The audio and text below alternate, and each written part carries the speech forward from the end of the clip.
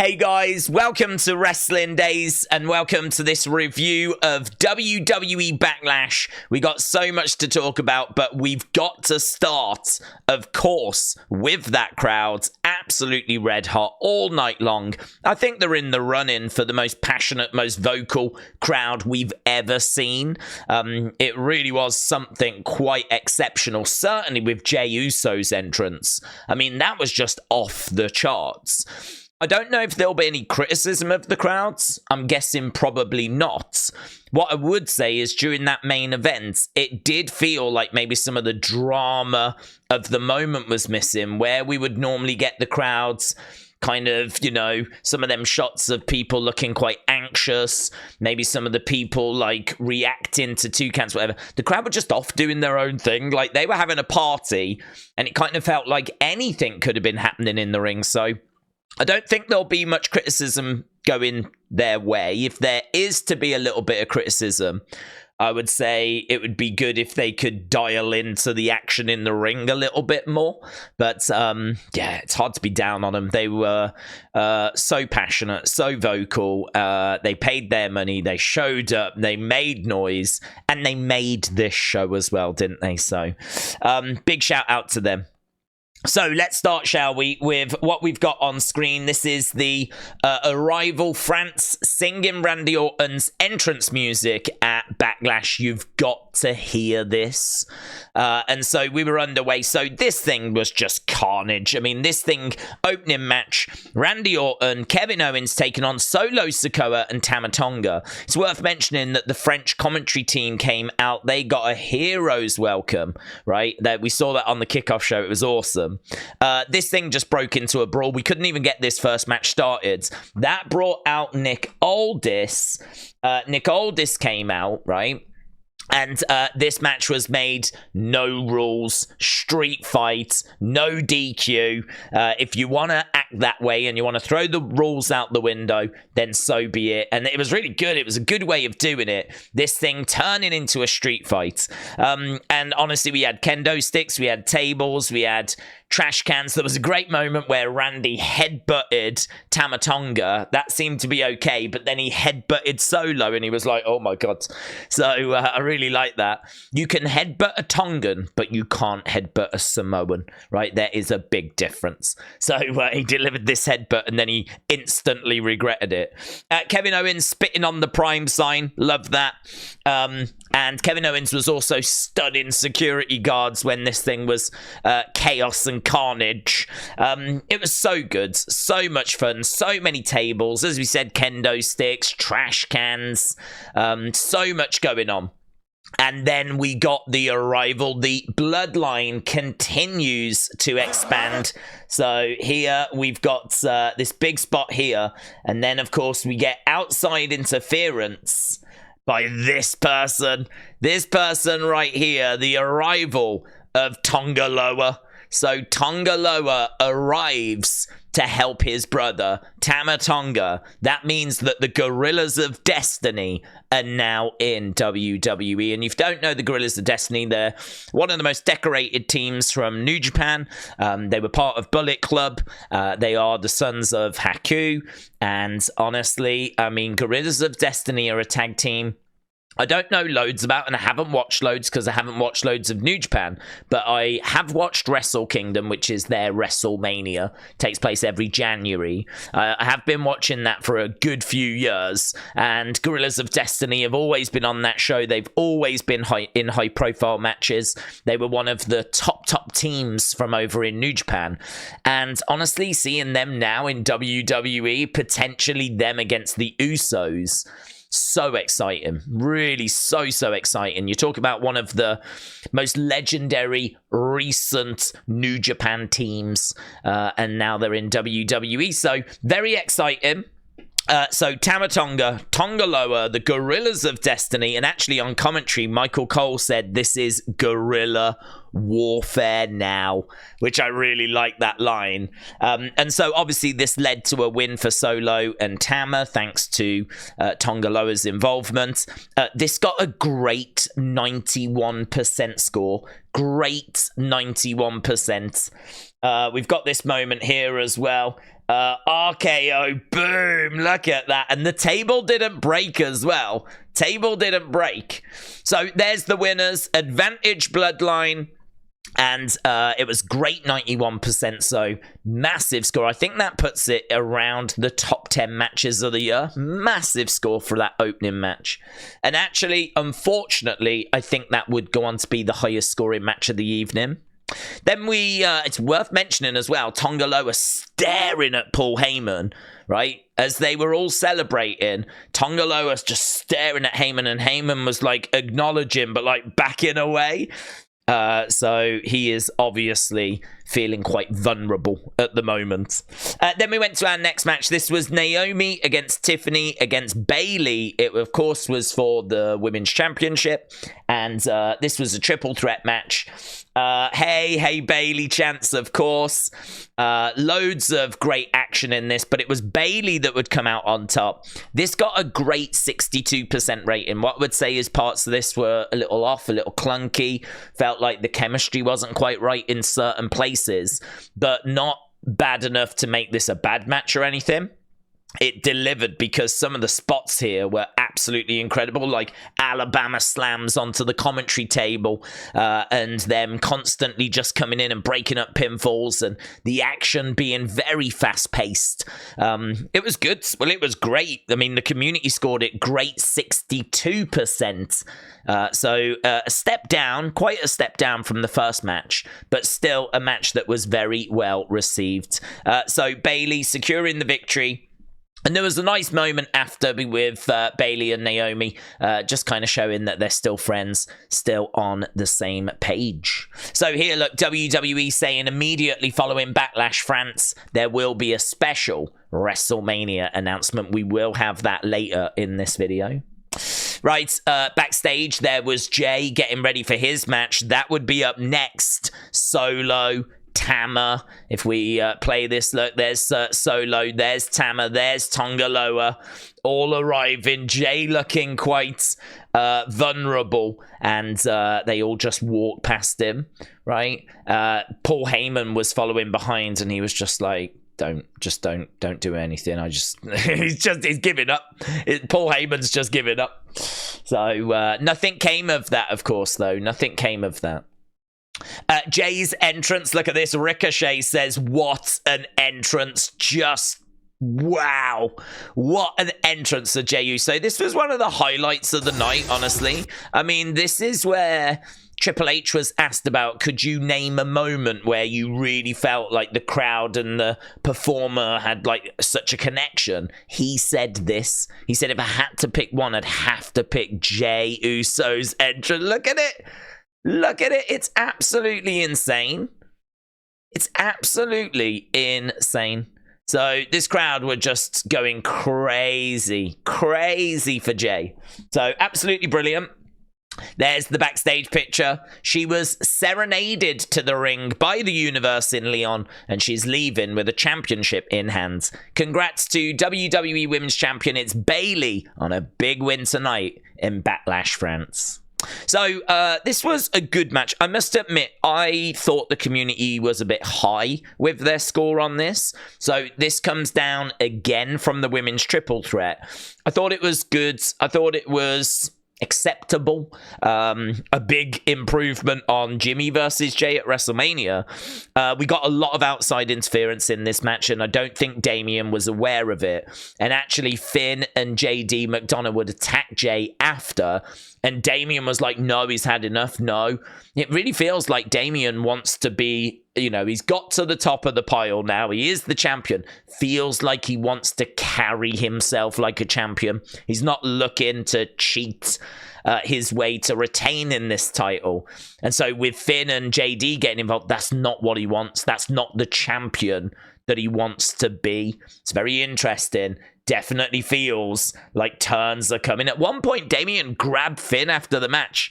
Like, really grabbed him round the face. I thought there might be a turn coming at that point, but there wasn't. So, yeah, Jey against Damian, as we said. JD, Finn Balor. getting involved. The end result is they did help Damian. Even if he didn't know about it, they still helped him, and he retained the title. This got a great 59% rating. I would have been lower than that. I don't know if I would have scored it good or if I would have gone into great, but I don't think I would have been that high. But, yeah, the largest gate of any arena show in WWE history. That is crazy. Think of every arena show we've ever done. And what makes it even crazier is some arena shows we've done have had like 18, 19, 20,000 people. This had 11,000 people. The amount of money that those 11,000 people must have spent on tickets is insane, right? It's insane. It is crazy the amount of money that these people must have spent. If this is, think of all the shows that have ever taken place in Madison Square Garden. Think of all the shows from the Barclays Center and all of that stuff. This was the most money that they have made from any, and there was only 11,000 people there. I mean, it was insane. No wonder they were having a good time. They'd paid the money.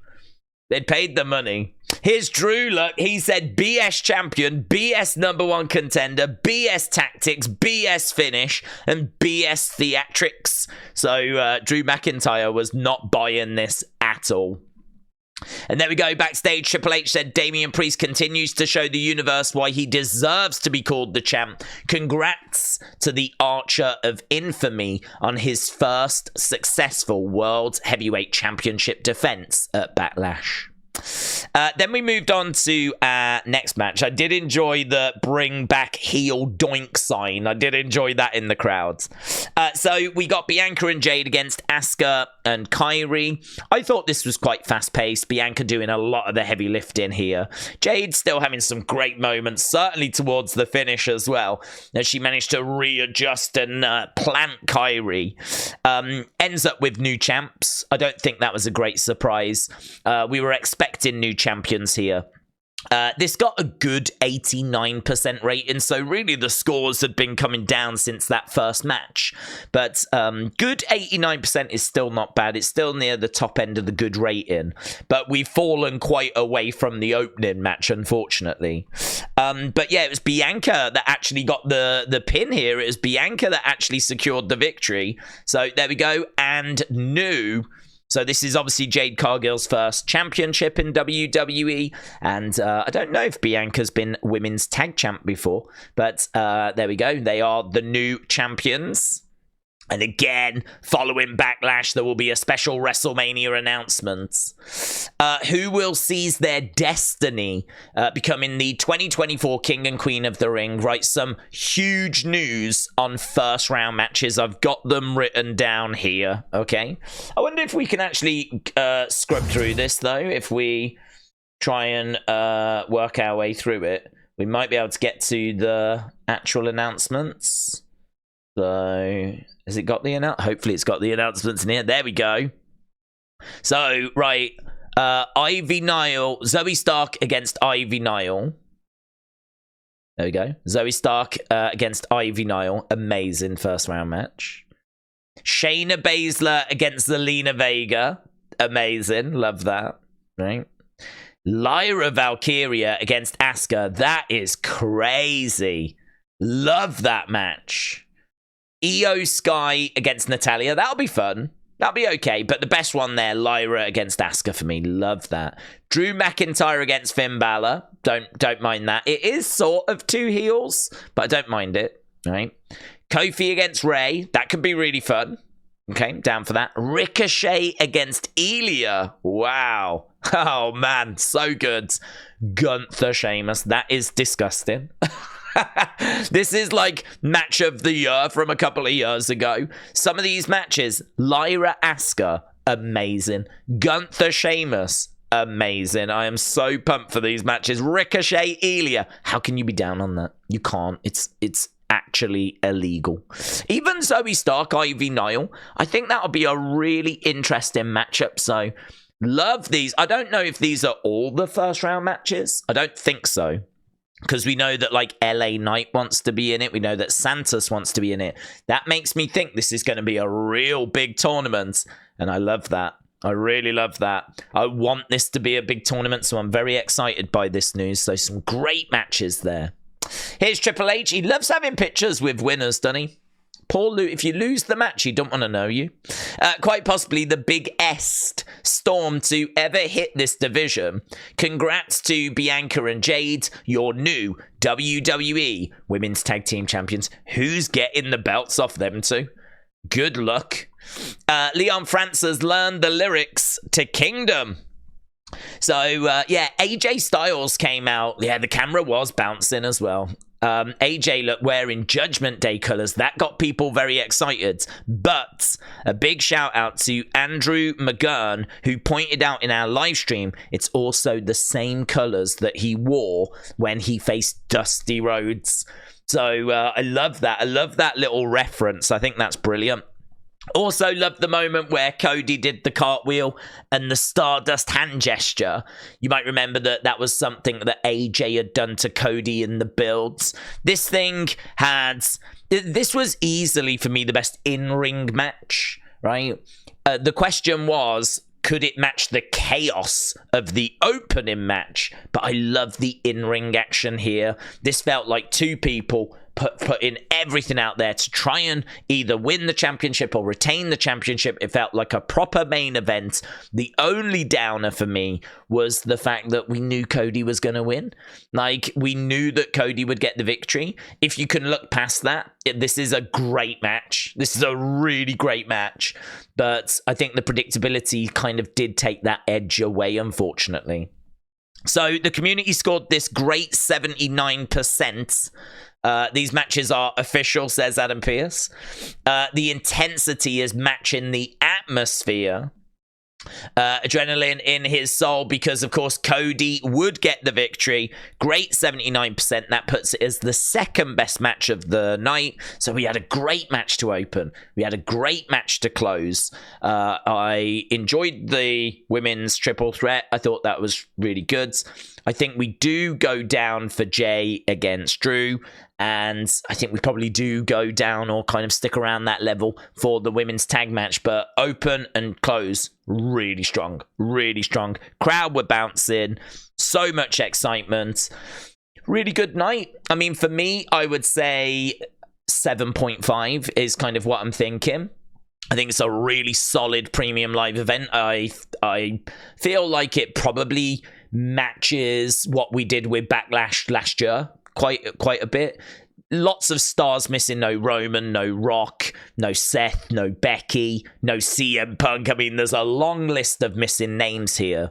But I thought the card did well. Crowd, as we said, were amazing. And yeah, I'm thinking like 7.25, 7.5. That's where I am for this show. I had a real good time with it. Had a real good time. Bayley said it was an incredible match. So lucky to experience this in person. WWE said, what a match. It was really good. In-ring wise, as we said, for me, easily the best match of the night. It was just the chaos of the opening match pipped it for a lot of people. So Cody was talking about a few bits and bobs, giving AJ his flowers. Saying that he's got loads of respect for him. Yeah, Triple H afterwards said that Italy is on the radar now. Also, apparently halfway through the show, Nick Khan sent Triple H a message where he was like, stadium for France, because France was so loud that stadium has been, you know. And also Triple H said, I have noticed tonight that the London mayor got voted back in again today. And so he said he wants to bring the Olympics. He wants to bring WrestleMania. Let's talk. So honestly, that's very exciting for us in the UK. So right now, Europe is buzzing with excitement around WWE, which is exactly what they want, because they don't want AEW coming in, do they, and just taking this market. So they're making sure that they're really building and strengthening that bond with this European market. And there it is. Breaking news 49 minutes ago. WrestleMania 41 next year is coming from Las Vegas, live on April 19th and April 20th, 2025. So massive news, and I think that means this is the logo as well. I mean, we have seen them change logos before where they've shown them and then they change them at a later date. So it's not confirmed that this is the logo, but this is what they've shown on the graphic. So this is definitely feeling like the front runner right now. So there we go, WrestleMania Vegas confirmed. A little bit later next year as well, a good few weeks later, April 19th, 20th, at Allegiant Stadium. I think that was the stadium where the Super Bowl was this year. It's the massive stadium in Las Vegas. Very, very exciting. So there we go. Let me know your thoughts down in the comments below. Appreciate the support as always. If you joined us for the live stream, I hope you enjoyed it. But Backlash delivered, France delivered, and on we go now as we look forward to King and Queen of the Ring. And the other thing we should mention, we did a separate video on it, but obviously there was a QR code. We've done a separate video on that, so I don't think we need to dig into that, but it heavily teases that King and Queen of the Ring might be where the Wyatt Six finally arrive. So yeah, lots to look forward to, including this. So thanks for watching. Bye for now.